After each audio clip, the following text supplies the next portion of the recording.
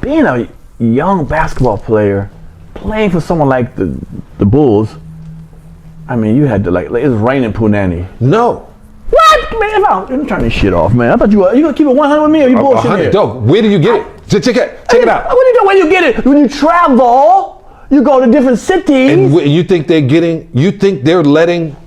they're letting people get to Michael Jordan? You're tripping. Well, not Michael Jordan's here, but you're down here. Whoa. We get you, nigga. We get you, and nigga. The problem is, we get you, nigga. This is what I said. I traveled with Michael Jackson, Elvis Presley, the Beatles. Okay. That was traveling with. Right. They're not letting anybody near y'all, dog. You ain't getting no stragglers, because there are no stragglers. Woo! Because you're not letting any of that riffraff near the Messiah. He is more important to the NBA than he is to the Bulls. That it was nothing around. So the lockdown was for the whole team. The best time was in Miami, because when you lose and no one pays attention to you and you go out, the girls still say, you make how much a year? Right. It's still that. Then you get to hang out and you ain't so big, no one is targeting you, no one remembers you, but you can't go out. I went out with Michael in Philly and I begged him to go out. He was like, no, we're going, down to Atlantic City. And I said, no, man, forget that, man. They already on you. Just come to the club. Sal, I can't go to the nightclub. I said, I got it hooked up. We go in the back way. You chill. Can I smoke cigars in there? Yeah. They got Kanye. I said, I'm going to make sure you got everything, MJ. We get into the joint. The owner of the place come and go, is that Michael? Yeah. In my club? Yeah. Turn the lights on. He turned the lights on. Oh, shit. So everybody can see Michael was in his club. Yeah. We in Miami. I'm trying to get them to, hang out, because I'm like, I can get anything to hang out with MJ. It's you are walking with Elvis Presley and Michael Jordan. It's Michael Tyson, Michael Jordan, and Michael Jackson. And when Jay-Z said it, I agreed with it. But everything, he's the Michael Jordan of golf. He's the Michael Jordan of comedy. Right. So imagine you don't get to meet anybody. I thought it was the worst time. How does someone on that level maintain normalness, like humanness, man? He's never been normal. Because I'm gonna say, anything you want. If you want the you can't have life, it. What? Okay, this is the point I'm making to you. Okay. Because you're in a position. Did you watch Game of Thrones? I don't care how important you are. You can't go everywhere, and you can't. So the things you and I used to do, or we used to go. What happened? We go to what was Mondays called at the comedy at Improv? More Better Mondays. Right.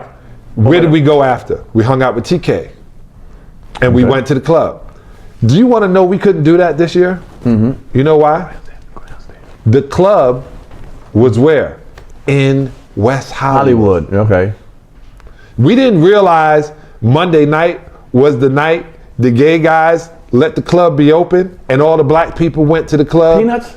No, Peanuts is on Tuesday. Okay. And only a select amount of guys can get in. You can be outside Peanuts and see the girls come out, and they used to do dumb things like, I knew that girl was gay. That's why she didn't give me no play. No, mother, your breath stink. That's why she didn't give me no play. Where did we go after Fat Tuesdays? Peanuts or some after party show. You went to Barry's. So you couldn't do that now. Nowadays, LeBron can't go out. Right. Every time LeBron go out, TMZ is saying something. Right, that's ridiculous. Yeah. Yeah, you can't go out. So I can't imagine how it was when you went to the Lakers. I mean, you keep going, you keep leveling up. Well, yeah, that is pretty much leveling up. Yeah. Yeah, I leveled up. Yeah, every time. Yeah, I'm with the winners.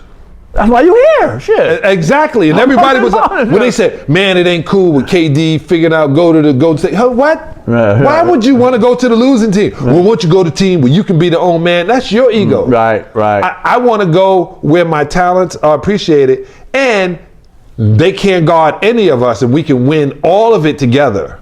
They didn't say that when Bill Russell had the best team around him, winning 11 championships. That's, you want to win. Right. Because at the end of the day, they never talk about your stats. They talk about how many championships you won. Right. You know what's funny?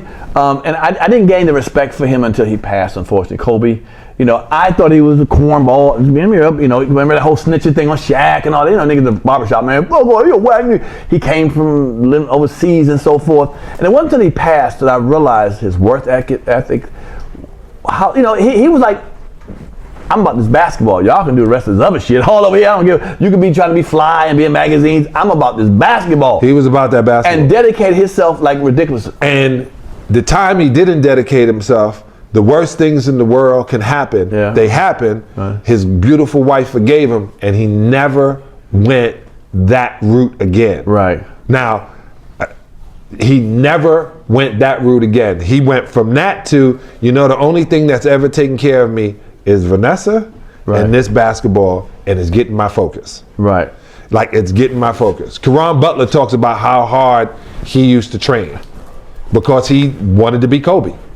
Right. He wanted to be in that point.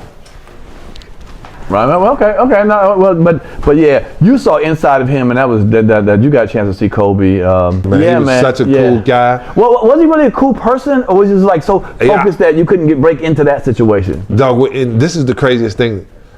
I remember I had gone and had to make a choice. Right. Do I want to play in Greece or go to Italy? Right. And this kid speaks fluent Italian. Right, he did. And I even knew about doing this because his father had done it before me. Jelly Bean, playing for Benetton.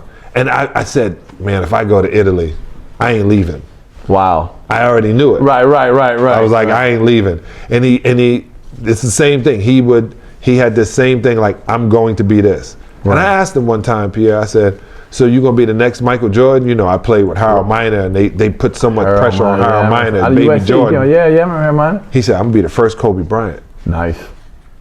Man, that's great. a hell of a mindset. He deserves all the accolades he gets, especially for basketball, man, because from what I've heard, all the work he put, that work ethic, man, and a lot of people don't put that kind of work. Yeah, you would have been, if you would have worked hard, right. After your first movie, look how where you would have been. Really? But I decided But you were so lazy. Right. You wouldn't come to acting class on Wednesday nights. I'm an actor. No, you got to work it. You got to work it. Yeah. No, we did have. You and I have had so many ideas that should have been made. Man, I'm gonna ask you 2 questions. I'm gonna ask you 1 question. We'll go right to that. Yeah. Work ethic wise, Jordan or Kobe? Both of them are very similar in style and play.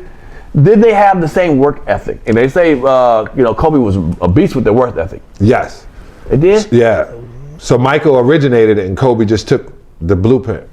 Early in the morning, they would train, right? Mm-hmm. And when I first got to Chicago, I just sat back for a week because I had a 10-day contract. Okay, right. So really, for 10 days, right. I just see what it is. I'm paying attention. And when practice would start, you got to get out to the circle and have your foot on the circle by the time Phil gets there. Okay. And he starts walking, and you put the ball, and you come with the ball, and you hear what he has to say. And then he reads off how practice is going to go, and you put your hands together, and you break. And then Michael and Scotty would run into the training room. Okay. And we would be doing calisthenics and stuff with the heavy ball and running over drills, and they'd be in there getting treatment. And I was like, what's happening? Like, I realized they had already trained. They had already lift weights starting at 7 o'clock in the morning and had breakfast, left breakfast, then came to the arena. So Michael and Scotty and Harp start their day at 7. Right. Practice start at 10:30. Wow. Kobe was doing the same. Kobe was going to Gold's Gym 7 o'clock, training till 8 o'clock on weights, having his breakfast, letting it digest, getting to place, start shooting at 10, practice start at 10:30. I'll ask this 1 question, then we move off of basketball. I want to talk about something else for a second. They put Michael Jordan as number 1. Okay. Michael was the greatest in the 90s.